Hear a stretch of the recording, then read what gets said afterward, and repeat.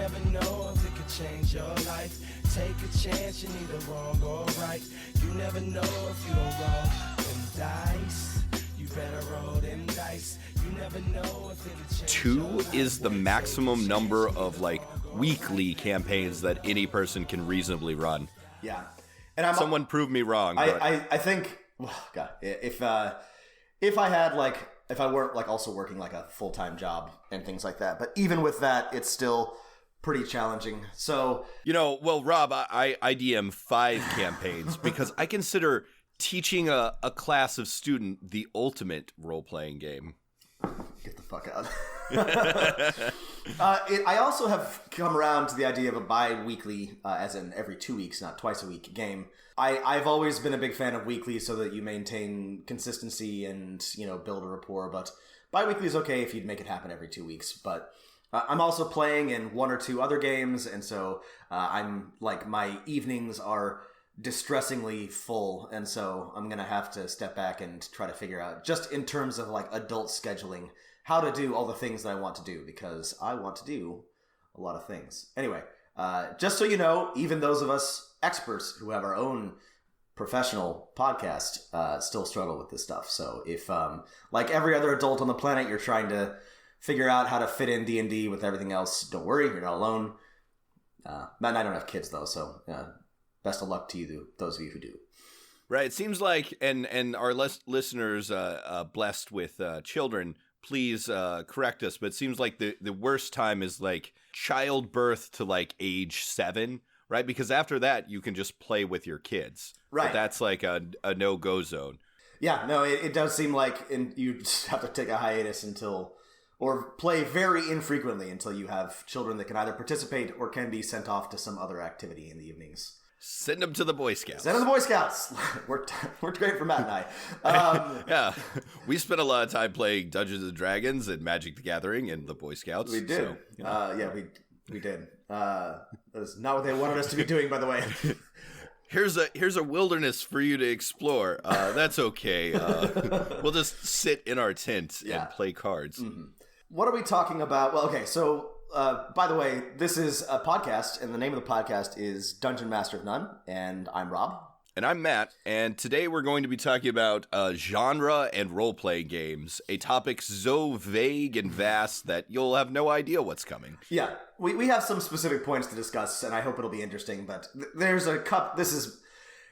If you hate this episode, blame me, not Matt. This is my hobby horse. I have a bunch of axes to grind about this particular Rob's topic.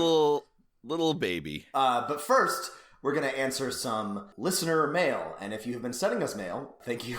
Please keep doing that. We're very sorry that it's taken us so long to get to it. So let's get through a few letters now as best we can. All right, here's one from Darren.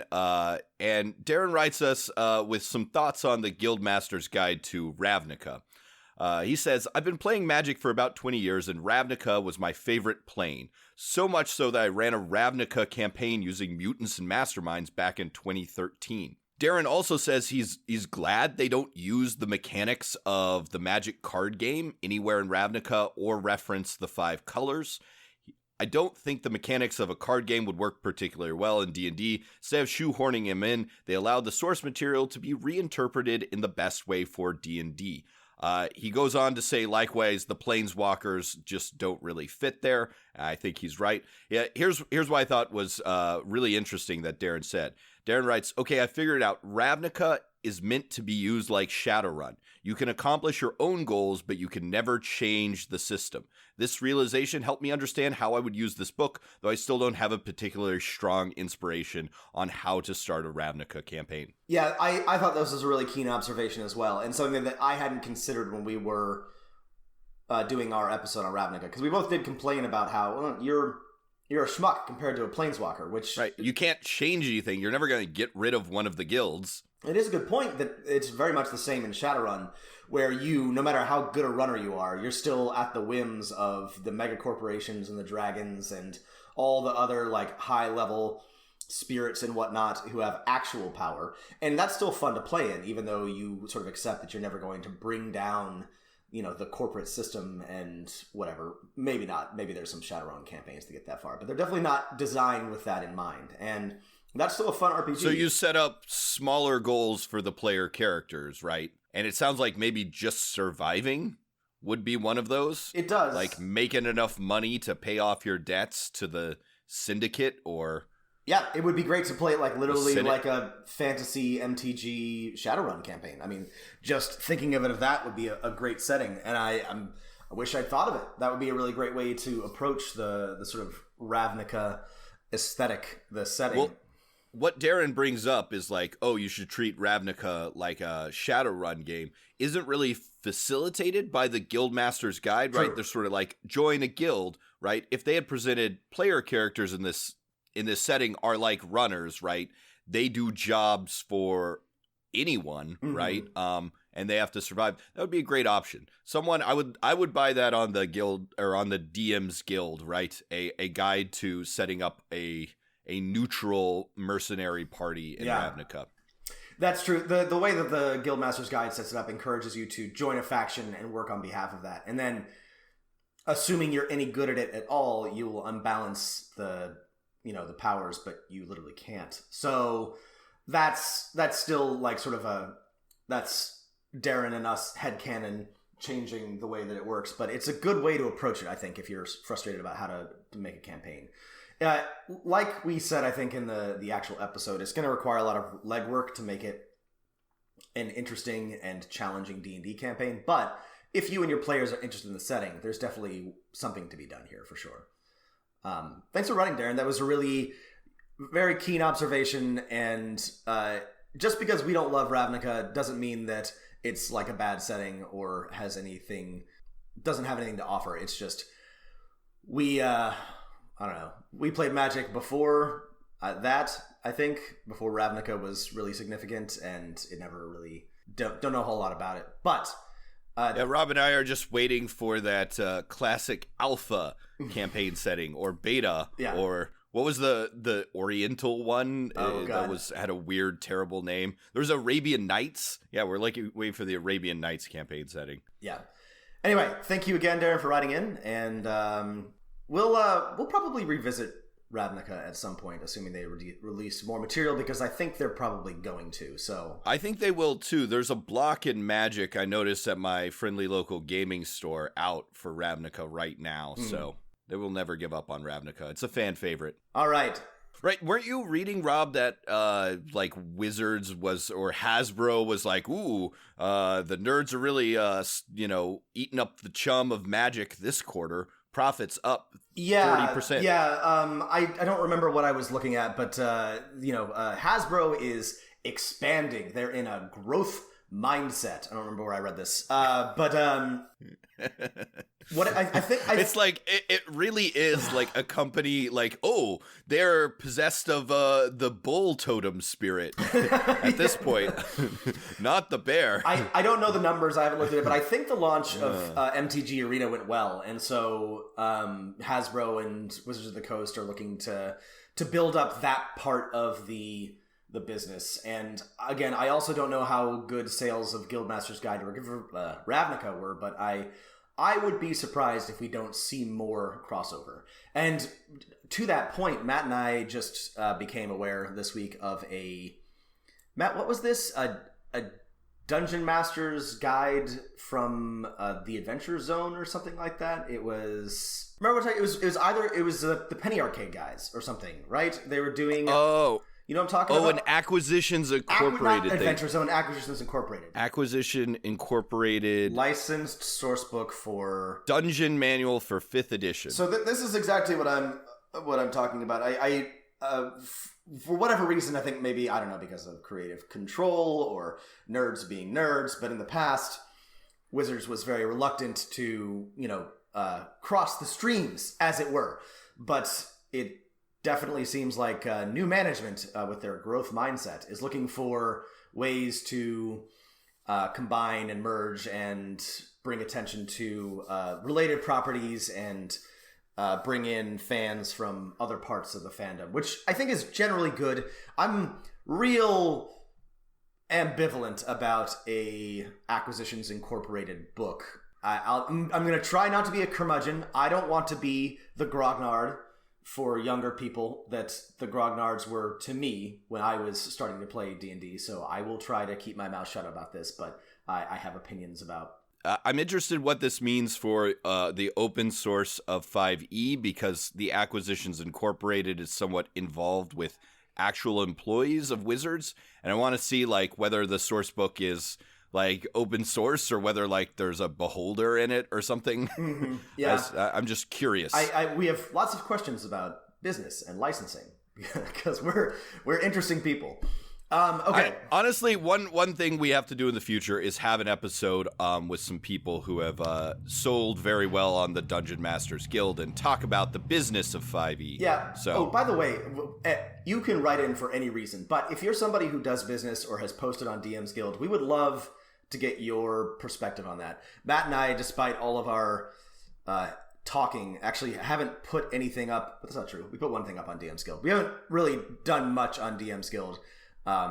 Because we're both lazy and busy, but we would like to know more about it. So if you have experience with that, please write in. We would love to have you on the podcast if you have extensive experience. But let's go on to our next question. This is sort of... Yeah, okay. This next letter is from Sid. Hey, Matt and Rob, I continue to enjoy your show. Thanks for your previous advice. So here's a question from Sid. Do you have any tropes/hooks to introduce a new character while the party is very isolated, like in a remote dungeon? My party will be venturing well off into remote regions of a tropical island to try and recover an amulet. If someone dies, which is very possible, I'm trying to figure out a way to bring a new player into combat other than dropping him through a portal a la the opening of Time Bandits.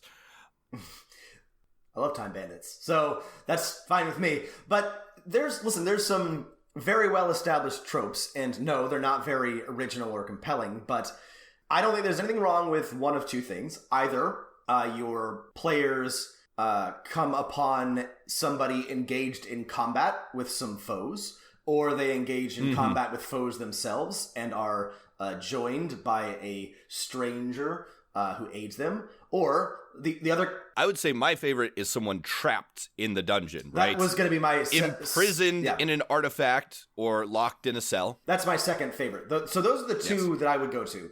I don't think you need to get any more complicated than either of those, though talk to your players. If one of them dies, say, how would you like to be reintroduced to the campaign? And right. And give them those, 2 or 3 options, right? You can be a fellow explorer of this remote area. You could be someone captured. You could even go like really wacky, right? Speaking of Time Bandits, you could be someone imprisoned in an artifact for 200 years. So they could be a person from the past or something. I did this with my Eberron campaign. My players were deep in a mega dungeon, and I had a new player join, and I was like, well, you've been imprisoned down here. I'll leave it up to you, why you're there, but, you got trapped, and then they find you in this jail cell and free you, and you join with them to complete the quest. It may be unsatisfying, but it's really hard to beat. Those are tropes for a reason. They happen in movies all the time and books. So if you need to add somebody to the game or replace a dead PC, there's nothing better, in my opinion. Problem solved. Problem solved. Our last letter comes from Logan, they write, hey guys, new listener here, currently marathoning through the backlog at work and absolutely loving your content. Hashtag content. So I got kind of a weird question regarding the topic of min-maxing and when it's appropriate and not. I have a 5e warlock that values intelligence over everything else. And flavorfully, he is an absolute introvert, shutting out basically the entirety of society for the sake of having his nose in a book written in an ancient language. The problem is this character is a warlock and by design has to have a high charisma. I basically made the decision to max out his intelligence with charisma right behind, even though in character he is the least charismatic person you could meet. But for other listeners out there, how close to the line is that getting? Is it appropriate to max a stat for the sake of a class, not a character? I have 2 thoughts here. One, there is nothing wrong with maxing a stat to be effective in combat and in game. And there are a lot of ways to approach that. It's also, and I want to push back on this, it's not especially good or necessary role-playing to intentionally cripple yourself for the sake of a character. That's not exactly that's not the opposite of min-maxing. There's nothing wrong with having a high intelligence warlock. In fact, that can be kind of fun and interesting. However, if your character concept is that they're a bookish nerd introvert, there are lots of ways to accomplish that don't require genius level intellect. And there's also ways for an introvert to be charismatic that don't, again, require being the life of the party.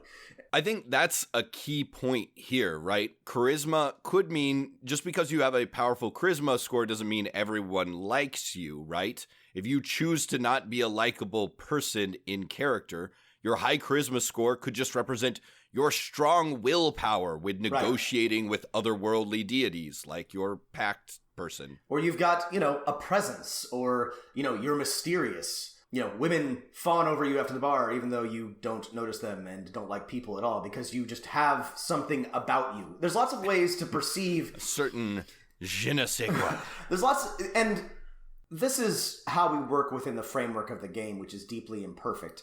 But I love the idea of like a bookish warlock, and I think one of the most interesting things for me is trying to find ways to represent unique and interesting characters within the framework of the game so that they aren't useless. So give your warlock some intelligence, but also, ask yourself, because a warlock draws their power from the relationship to the patron in the other world and needs a high charisma, what does that look like in a bookish, reserved warlock?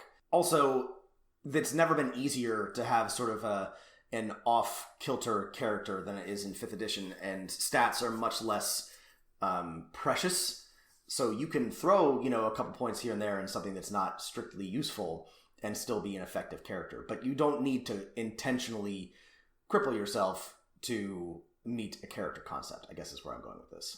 Yeah, I think that's basic good advice. You always want to make sure, because this is sort of a player question, that other players in your group, like I have played characters and particularly punishing campaigns that need everyone with very effective characters to survive, right?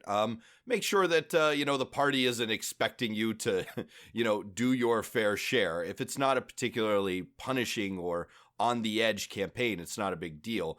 But, sometimes there can be a little animosity if you create a less effective character than could be made otherwise from other players. So just, feel that out. You don't even have to bring it up, but... Yeah.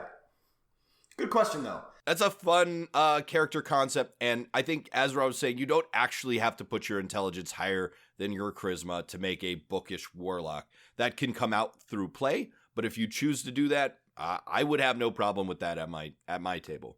And this has a lot to do with the problem of abstracted stats, in that, in the real world, intelligence is a mix of like all sorts of different attributes. And, we now know that your actual raw IQ doesn't necessarily, well, one, doesn't mean anything, it's bullshit. But two, doesn't necessarily translate to effectiveness or ability to communicate your ideas or even the appearance of intelligence. That's it. Yeah. To just piggyback on that, Rob. So what we're saying is very. Okay, if you take a step back and look at the big picture. Sorry, you go ahead. What we're saying is that if you happen to have extremely average IQs, like your hosts. No, I'm just kidding. Just think about every person who's ever like tried to tell you what their IQ is, and ask yourself if you think that person is the smartest person you've ever met. And the answer is always no. So just, when you're thinking about your characters, remember that these are abstractions, and that intelligence can mean a lot of things, charisma can mean a lot of things, strength and dexterity and constitution can mean a lot of things. Strength is how much you can bench. That is established, right? Strength is actually a linear relationship to how much you can lift, bro. Yeah. Anyway, if you don't have if you can't lift your body weight, you have a less than a 14th strength. Exactly. That's how it works. That's how it works. All right. I hope we sort of answered your question. The min-maxing question is like never going to be resolved within the role-playing game community, but I do think we're we, the community, is developing a more nuanced approach to it. And I think that newer systems are better about rewarding both players who want to min-max and players who want to have a specific type of character concept. I wouldn't worry too much about either in 5th edition, to be honest. Just don't be completely useless. You know, this just reminds me that 5th edition doesn't have any, flaw rules. I'm sure someone's made some homebrew ones, but, make some where, you have some character flaw, and then you get extra points for it. Because that, to me, is the essence of min-maxing. Yeah, that's the best way to min-max.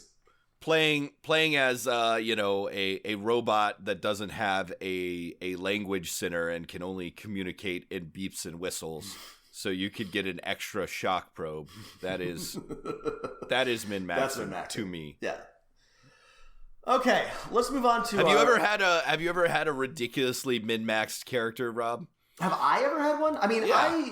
I've made attempts, but I've always been such like a background lore nerd that I always end up unintentionally nerfing myself a little bit because I don't like the flavor of I can't get my head around the most min-maxed option. I could never build a chain whip half orc fighter in 3.5 because I couldn't come up with an interesting angle for that. So I've made attempts, and I made some obscenely complicated Pathfinder characters, but they were not in any way, shape, or form the best they could be. They were not, rage pounce barbarians or anything like that. They were just, made use of a lot of different feats to accomplish a specific goal. I had a pretty min-maxed champions character once. He was basically Iron Man, but from the 80s.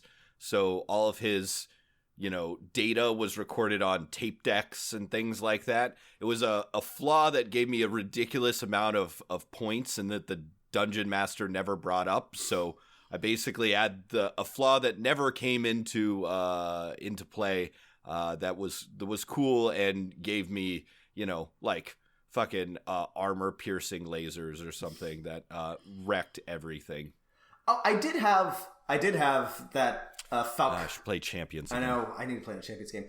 I did have that Falcata using fighter in the Falcata, which was a ridiculously, min-maxed weapon. It had higher crit range and higher crit. And then I ended up not using it because I kept getting these monster crits, which was not the point of my character, who was supposed to be fighting with a sword and shield and be a charismatic, dashing fighter type. And so I ended up not using it because it didn't fit. But that was a little I felt guilty about that because I knew that it was numerically vastly superior, and I picked it, and it ended up overshadowing some other members of the party when I would get these 3 times crits. So we're going to thanks for sending us your letters. Keep them coming. We're going to take a quick break and be back with some genre talk.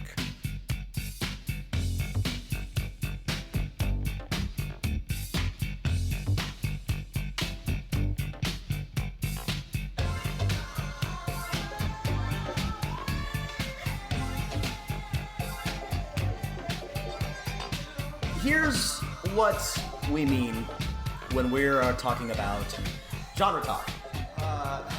We nerds, role-playing game aficionados, dungeon masters, all operate in a very in the realm of genre, a dirty word that literary fiction people use to look down upon those of us who read and enjoy science fiction and fantasy. And to those people, we say, fuck you. Marlon James is writing a Game of Thrones fantasy epic. Right, which is your precious literary people are all coming to our side. Which I'm trying to be tongue-in-cheek here, and one of the things that read the History of Seven Killings. It's really good. It's really good. One of the things I want to point out is that genre doesn't really mean anything.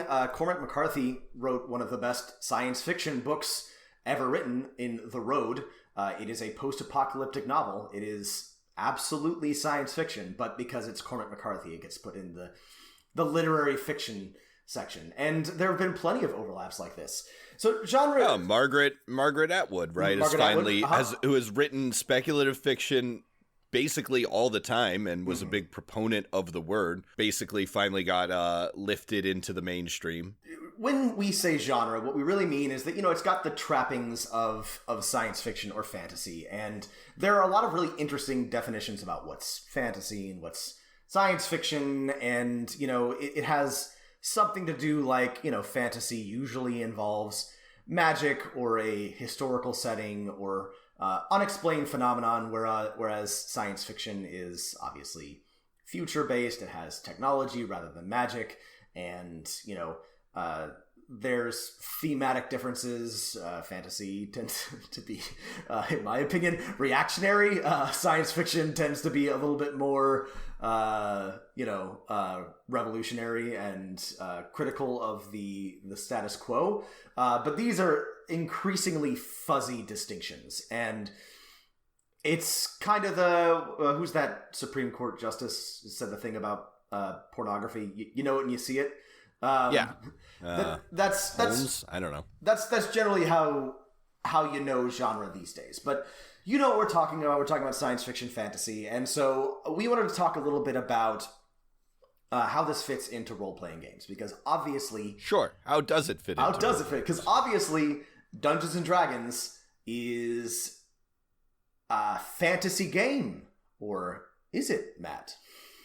Well, I think on the surface, it almost certainly is, right? One of the know it when you see it things is you look at Dungeons & Dragons, you look at the way it's marketed, presented, from the font and the art to the names, suggested and everything, rely on all of your favorite fantasy things. It's got dragons, it's got swords and knights, wizards casting spells. So in terms of presentation and marketing and obviously target audience, it is clearly a fantasy property. But does that mean that it has to be a fantasy game? And that's sort of like the first question that we want to ask before we go into this a little bit further. Well, so I think, it doesn't have to be a fantasy game in that you can tell other types of stories, right? I think fantasy is very limited in the types of stories it can tell traditionally, right? There are new authors sort of breaking the mold. But, yeah. Fantasy had to be it seems like up until the 80s and 90s, fantasy had to be a story about a noble hero going on a quest or something like that. Right. And I think... Or wrestling with its inner demons and being a little misogynist and summoning some things and feeding souls to a sword or something like that. As one does. And I do feel like players often default to this setting because it's so ubiquitous. But that's not the only type of story that you can tell in fantasy. But it does, so in terms of theme and setting and just the general trappings, it definitely makes the most sense to look at Dungeons & Dragons as fantasy and to play fantasy games in it. I think a lot of people want to use the framework of it, which is good and easy to use, and adjust it to play other types of games. And I don't think this is the best use for Dungeons & Dragons. I don't know if you agree that. And that sort of like comes into our discussion of genre, because it actually takes some interesting turns when you start talking about actual role-playing games and when they try to simulate time periods and technology levels and things like that. I guess the fundamental question that you're asking here is, one, does fantasy have a set level of time periods and technology levels? And does fantasy have sort of a set range of storytelling tropes, right? Yes. And the real, to me, and this is true throughout the fantasy genre and through Dungeons & Dragons for as long as its lifespan, but where it starts to fall apart and when you start to find out whether or not it's a general setting or just a fantasy setting is when guns are involved. I think the real tell here, or the real... Is guns? Well, there is... No, I'm serious. There's in traditional fantasy, there appears to be a hard stop in terms of technology and time period that with the introduction of gunpowder and firearms. You don't get that in your Lord of the Rings. You don't get that in... You don't get it in Dragonlance. You don't get it in right. Any of the D&D spin-off novels. Yeah. And that's interesting because firearms can absolutely coexist with knights and armor and swords and things. But, yeah, and they did in the real world in Europe for hundreds of years. There was no continuum, and people didn't view the introduction of gunpowder as sort of a hard break. It was you had cannons sieging castles along with catapults for centuries. This is all like very much generalization, but I think that D&D doesn't do a good job of modeling firearms. It never has. 5th editions is okay. But it also seems like it's something that requires a little bit more of a nuanced setting, especially as you get to more advanced firearms and try to do things like include firearms and magic. It's not just like firearms. It can be things like printing presses or clocks or, compass. How do those things coexist with magic? And there have been some very interesting attempts to answer this question. Things like Eberron, for example, or in my opinion, Dungeons & Dragons, because it would take so much work to reskin and reformat all of the inherent tropes, and this is a complaint that we have had for a while, is that a lot of stuff is built into the actual mechanics of the game. Things like thieves having literal thieves' cant, warlocks having a patron, and sorcerers having a bloodline. It makes it somewhat complicated to detach that from a specific type of fantasy aesthetic. It's doable entirely, but I think that D&D has too much structural fantasy built into its bones to be very good for a different type of setting.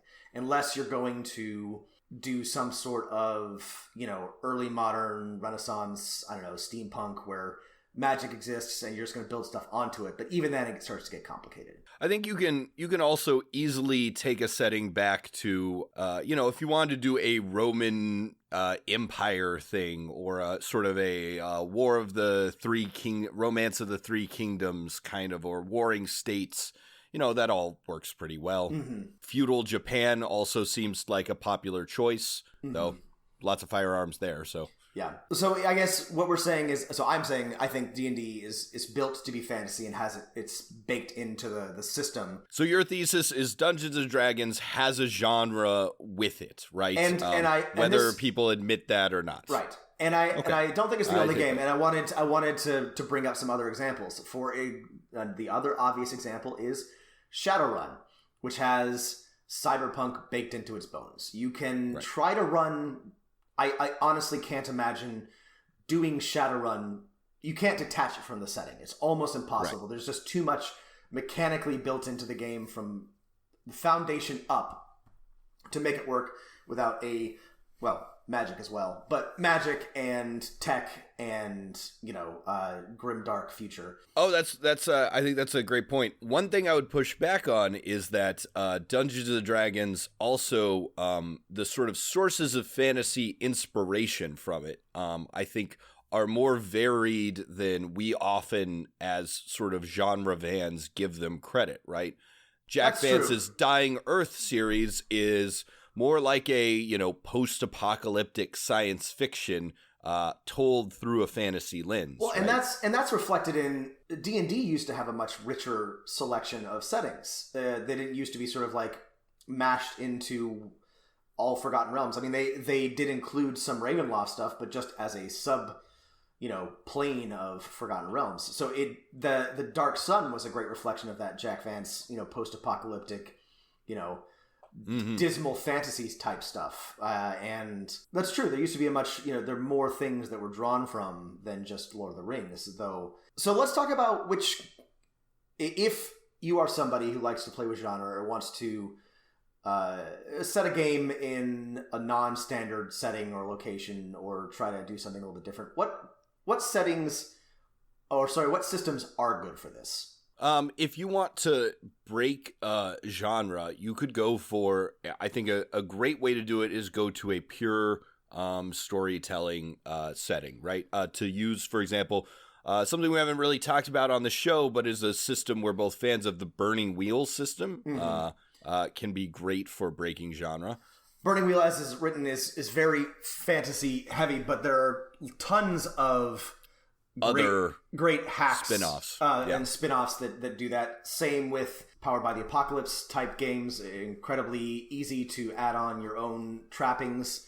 Or the Fate system, right? I've played Fate games that are pulp, that are Dresden Files, that are the Cuban Missile Crisis. So if you want something crunchier, GURPS is always an option. Not one I wouldn't necessarily recommend, but it is very flexible. It is workable. It has the tools that you need to build any sort of different type of technology or magic or whatnot into it.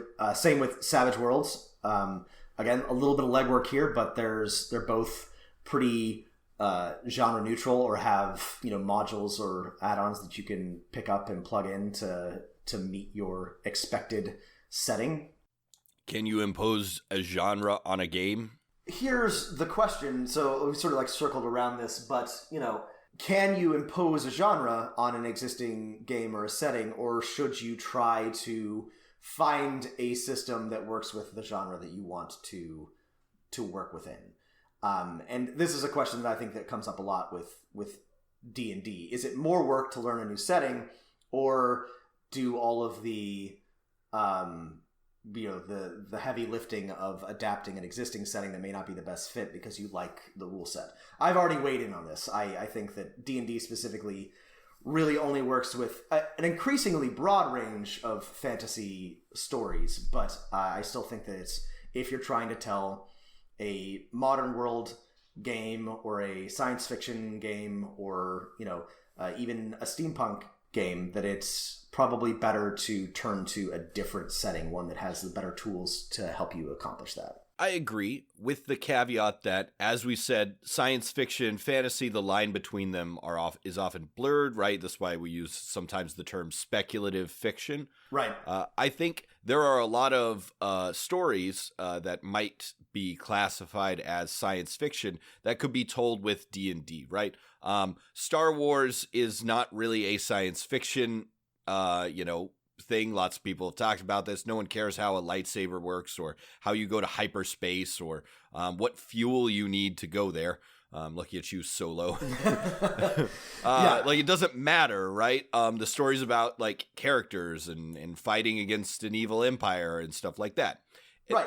There's no reason why you can't tell a story like that with a fantasy tool set, right? You don't care how things work. And so this brings me to my sort of next point, is that there are differences between the genres, but I wanted to talk about this a bit because it comes up a lot in games, especially, in that sometimes genre is a distinct type of story, right? There are stories that can only be told that involve spaceships or time travel or relativity or something like that.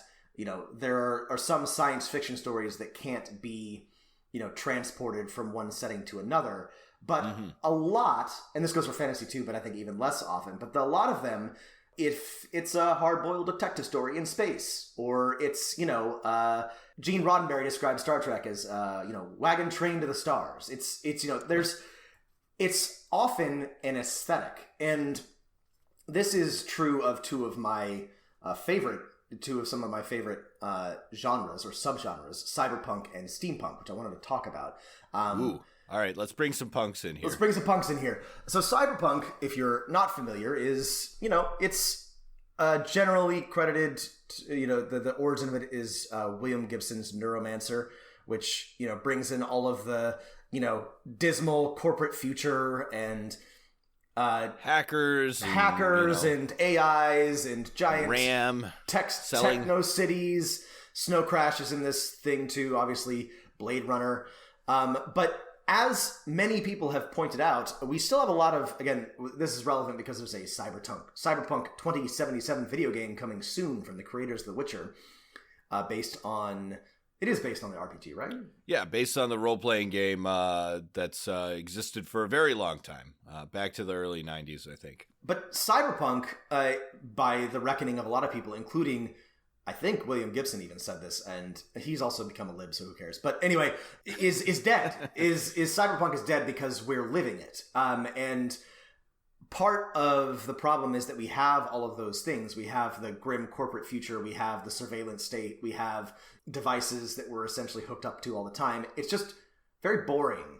And so Cyberpunk has become, in a lot of ways, just the aesthetic, right? The Blade Runner, dark, city, flying cars and rain all the time and neon lights and holograms and androids and whatnot. So you're arguing that Cyberpunk is just a look, an aesthetic, not a genre. That is what I'm arguing. Okay. I would say that the genre, again, and this is me being a little bit tendentious because I love Cyberpunk and I think there's still an interesting story to be told. But most of the Cyberpunk, books and movies that presented a future, we've already zoomed well past them, just not whole cloth, right? We have a lot of the things or living a lot of the presented futures. It just so happens to have the same shitty mid-century modern aesthetic that we've always had. And so again, we have all the terrible stuff, but none of the cool stuff. So Rob's mad about the shape of the iPhone at the end of the day. Correct. So the point that I'm getting at here is that sometimes if your genre interest is just an aesthetic, and this isn't a criticism, by the way, if you find it more fun to play in a game that has airships and this. Steampunk is also, in my opinion, not a genre. There's no unique story that can only be told if you have an airship or a steam whistle or monocles or something. It's just steampunk for Goths who've discovered the color brown. And again, I'm sorry, steampunk fans. It's just a look. Anyway, but that's okay. That's okay if you find that fun. We both like steampunk things. Matt runs. Isn't Crimson Skies kind of steampunky-ish? It's a little steampunky, except they actually have a gasoline and diesel using engines, right? Diesel punk? Diesel punk. And yeah, no, that is just an aesthetic. Yeah, I sort of hate steampunk, but I did read a novel called The Aeronaut's Windlass. Oh, by Brandon Sanderson, right? Yes, which is the most steampunk title of anything. No, that was by, it's by the Dresden Files guy. It's by Jim Butcher, right? I heard it was bad. Was it bad? It was really bad. The Aeronaut's Windlass is just designed to get every girl who's ever owned a corset and every man who's ever bought a top hat to buy it. And I'm sure that it worked. No, yeah, it's steampunk's the aesthetic where you wear a top hat and goggles, and cyberpunk you wear a black leather trench coat. Yeah, and you've got wraparound shades. Wraparound shades of a trench coat, exactly. And there are a lot of nuances here, and there's some really interesting conversation to be had about what is genre. But I'm specifically to role playing games. I guess what I'm getting at here is I want to encourage you to expand your horizons, look to other systems. We get a lot of questions, and I hear a lot about people trying to, run non-fantasy or very, very unique types of games in D&D, which feels to me like fitting a square peg in a round hole, especially because there's so many other systems that you could use instead. Think about aesthetics, think about setting, think about systems. Let's get specific here then. Could you take the aesthetic of either steampunk or cyberpunk and slap it onto the rules of D&D? Or conversely, could you take the type of stories that those genres often tell and tell them with D&D without the aesthetic? Yeah, and the answer is that I think that you could, depending entirely on how committed you are to that aesthetic. Sometimes when you see a steampunk story or a steampunk setting, there's very little that distinguishes it from any other fantasy setting, except that instead of seagoing vessels, they have airships, and and they got trains. And oh man, I saw a picture of someone who had built a quote unquote steampunk train, and there's little rockets and gears glued to the outside of this giant train engine. I'm like, God damn it. Trains are from the late 19th century. You don't have to make a steampunk train. They already had those. So if it's that, right, and if you just want to replace magic missile with gas lamp laser bolt backpack or something like that, that is totally functional. If you want to really explore what it would be like to have a stuck Victorian society with, steam technology and we never invent the combustion engine or something like that, then you may need to get more creative. Same with cyberpunk or any science fiction property, I think. For example, Star Wars probably works really well in a D&D setting, probably. You need blaster rules, and you probably want to stick to a lot of the stuff that's exclusive to the original series because it doesn't get very complicated, but... I mean, here's the thing. I think you could tell a D&D story by, if you wanted to tell some of the themes of cyberpunk, right? If you wanted to have it set in a decaying city ruled by corporations, you could do that with Dungeons & Dragons. And you could also easily make it so that, there isn't a lot of, hacking tech that people fight with, laser swords or electric swords or something like that. And or you don't even have to have that, right? You could still have it be fantasy level technology and put everyone in leather coats if that's your deal. Mm-hmm.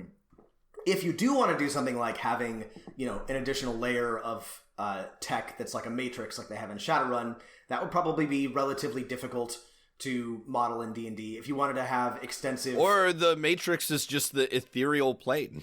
That's true. You could actually, that would be a good workaround. It's just like you literally plane shift to the matrix, the plane of data. So yeah. Well, actually, yeah, that's a great way to do it. Is that they've used magic to replace computing. There's a plane of data, and there are data creatures that you basically you feed every week that keep all of your corporate secrets. Yeah. So I would encourage you to think about with a story, and we just kind of undermined my point because that was pretty good work around that. No, it's okay. I don't know what I'm talking about. Is to think about what of your desired setting is, again, flavor and aesthetics and theme and feel, which are important, and which of it is actually requires a certain level of technology or historical time period to tell the story that you want or have the type of game that you want. There are certain things that can only be done in fantasy or science fiction, but I think that the actual barrier is a lot fuzzier than we think, and that The Expanse is a great example of this. It works best, I think, in the setting that it's in, but a big chunk of it is just a detective story, or the Rocinante's crew is just adventuring party that happens to be on a ship, and you could easily put that on a sailing vessel instead and tell more or less the same story. Right, yeah, you could set it in the Second Punic War between Rome and Carthage instead of Mars and the UN. Exactly. In fact, you already have a place that worships Mars, so... Easily done. Yeah.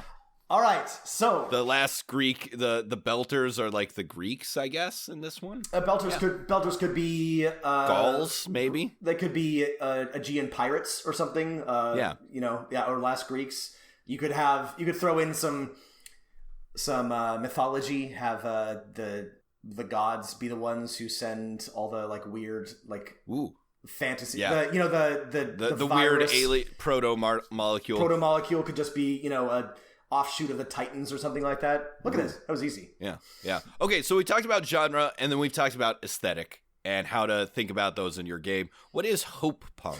So this is all just a back. So now we're just adding punk to the end of words. Got it. So the real thing that I want to game. bitch about is this fantasy punk. This thing that has come up recently, and there've been several articles about this, called hope punk.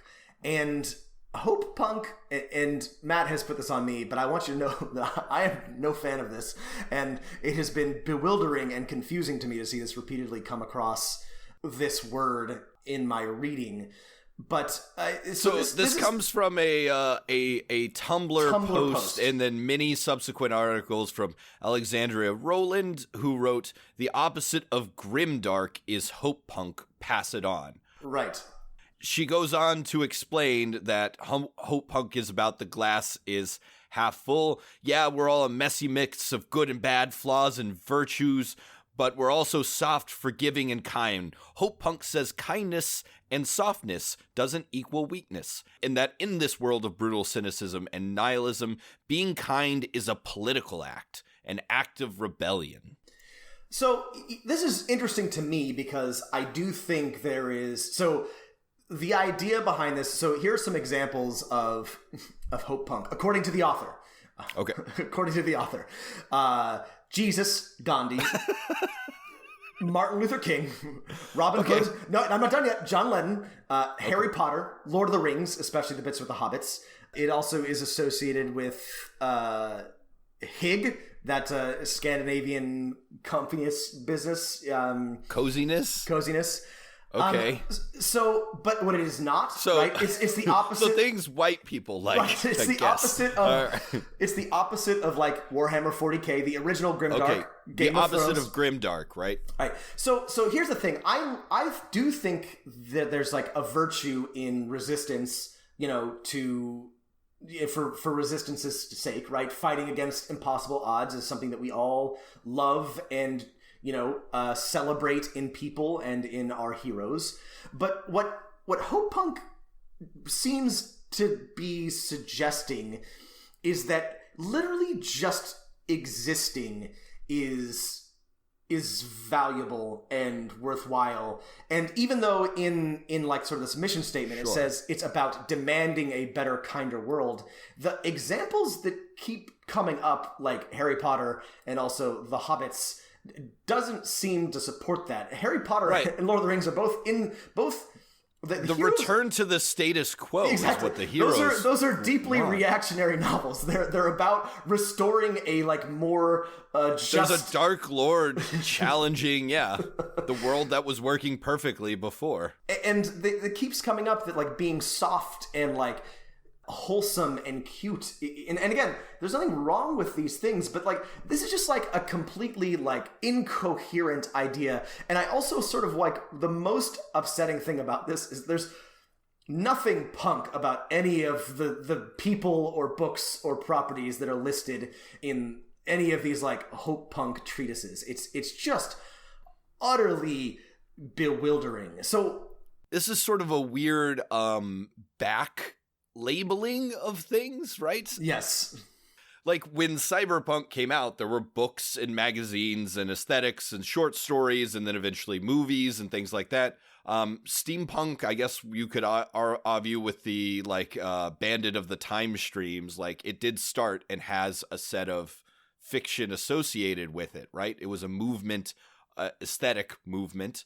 I don't know anything just came out that's like, oh, this is Hope Punk. Right. It's a whole new movement in the genre of fiction. It's been applied to things retroactively, which is also Jesus. Yeah, I'm just telling you, this is the internet is a weird place in the 21st century, because there's no reason why anything this like weirdly incoherent would ever have anyone's eyeballs be on it in the past, but now because of just like all of our weird like overlaps on Twitter and online, something like this can suddenly pick up steam, and I am forced to read multiple articles about it because I hate myself.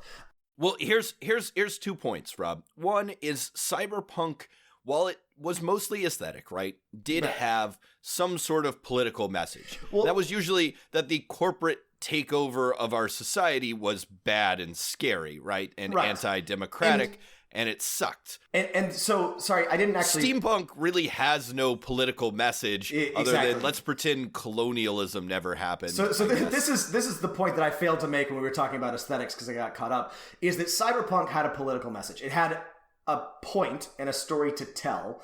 Steampunk is just, aren't monocles cool? And again, that's okay. Like, it's like not a problem, but like...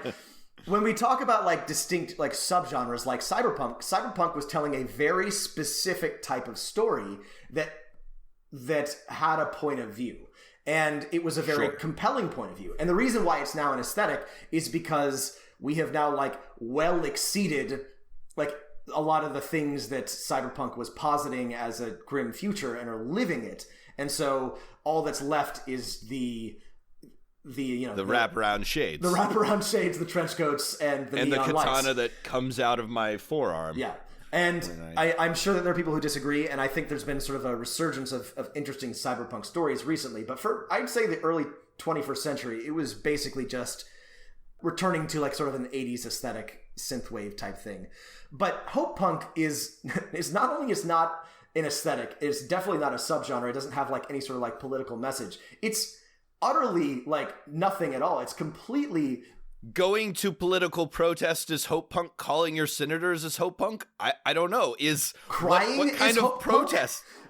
But what kind of protest, right? I can think of a lot of protests that are maybe not great, right? It seems to be utterly like avoiding like any sort of political alignment whatsoever, and then just like the act of existing and wanting a better world, whatever that means, right, is somehow hope punk. And though here's a hint: lots of scary and bad people want a better world. They have different definitions of what that world is and who gets to live in it. The greatest thing about the otherwise middling Firefly Serenity movie is that the villain wants to make a better world. He wants to make all of them better worlds. Better worlds. Build a better future. He just wants to do it by murdering all the people who don't fit. Like, that's a compelling villain.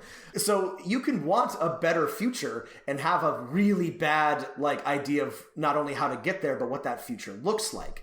And so again, a lot of these things are worth celebrating, like Sam's Two Towers speech, at the Stone Window is a beautiful, compelling, powerful speech, but it's potatoes. It's in service of something, and it's trying to get Frodo to get up and go somewhere and accomplish something. Again, restore the monarchy, but whatever. Hope punk doesn't even have an end goal. It's just keep on going. It is good. Again, it is virtuous to can persist in the face of impossible odds, but you should have an idea of what you want that future to look like, and it's not hope punk if that future is the same or the way that it used to be. That's not punk. The real problem here is the word punk, which is definitely an anti-establishment, revolutionary idea and aesthetic from its very origins in music. But let's say, to play devil's advocate here, right? Nice, the original post of hope punk is the opposite of grimdark, right? Mm-hmm. And grimdark is definitely, I think, a I don't know, aesthetic, maybe not a genre of that. I think it comes from Warhammer 40K tabletop game, right? In the grim darkness of the far future, there is only war, and it's it's been a sort of aesthetic and attached to everything from we've got the gritty new Batman movies where he doesn't wear blue anymore and he growls all the time, to Game of Thrones where everything's shitty, right? Mm-hmm.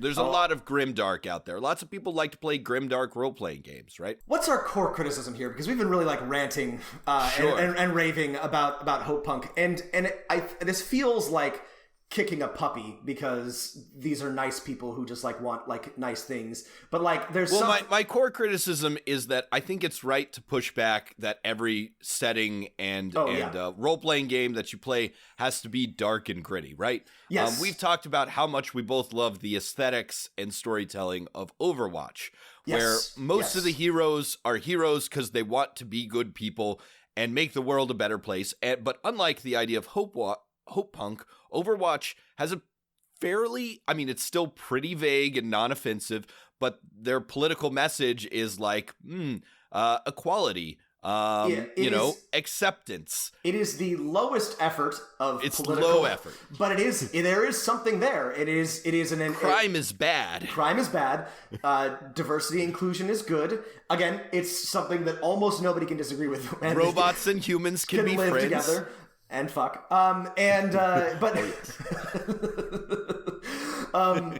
Somehow people still manage to find things to be angry about. But there is something there. And so hope punk just appears to encompass everything that envisions a future that is not shit. And that's a useless category, both from a literary standpoint and from a political standpoint. I think that's probably my main problem with it. I also think a lot of this stuff about one of the things that it mentions is that community building is good, and I agree. And all of the examples they have about building communities is great, and it envisions the kind of future that we, for example, socialists, want. But it also says stuff like softness and wholesomeness and cuteness and crying. And again, there's nothing wrong with having emotions, but that's not that I don't know what that means, I guess is what I'm saying. I agree that, like, it's good to, like, show your emotions and that especially men need to do a better job, but, like, just crying is not hope punk. Crying is just crying. Like, you can cry for lots of reasons, some of them good and some of them bad. You could be angry for lots of reasons, some of them good and some of them bad.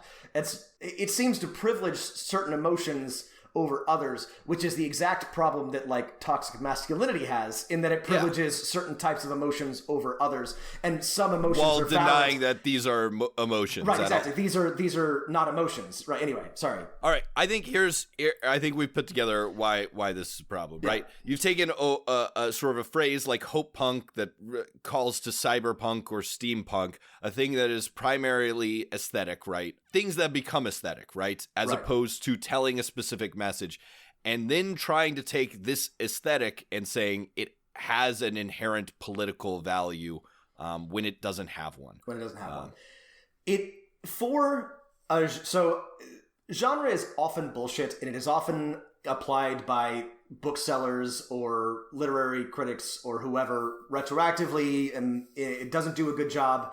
And this isn't just true of books or movies. You know, it's just, like, often something that's applied top down and doesn't do a good job of describing anything. But it has at least some sort of intellectual framework that helps it make sense, right? You can understand why something ends up in steampunk or cyberpunk or fantasy or high fantasy or grimdark or whatever. But hope punk doesn't even have that. It is completely just bland tapioca pudding of ideas that just has no, like, end or beginning. It is just a feeling, and not even a very specific one at that. And I think that's like my main frustration with it. But I have to say, and I agree with your frustrations, I'm glad all these million inexplicable articles came out talking about this, because it reminded me that I do grow tired of the grimdark aesthetic. Despite being fans of many grimdark properties and have played many role-playing games, it's like, hey, you know, let's play a role-playing game where the you know, things are bright and shiny and cheery. And I agree with this too. And I started to feel this. You know, the early aughts were a very grimdark time in terms of media. It was 24 and Batman and The Blade itself and Game of Thrones, and everything was grim and real, and Breaking Bad and The Wire, and, like, everything was just, you know, violent, and people died, and nobody was good, and there's a place for that. But, like, it got so popular that everything had to be grimdark, and I think there's, like, a certain... Let's make a grimdark Superman has to be the worst decision of all time. If there's anything that is hope punk, it's Superman. There you go. A uselessly bland, like, you know, meaningless blob of ideas that just is good without examining why. Sorry, DC fans. But the impulse is good, right? I agree. Push back against grimdark, which has become kind of a lazy trope in and of itself. And Matt and I, we love Overwatch. We love, you know, a lot of new things that have come out that are pushing against that posit a more interesting and brighter future and present rather than one that is miserable and grim.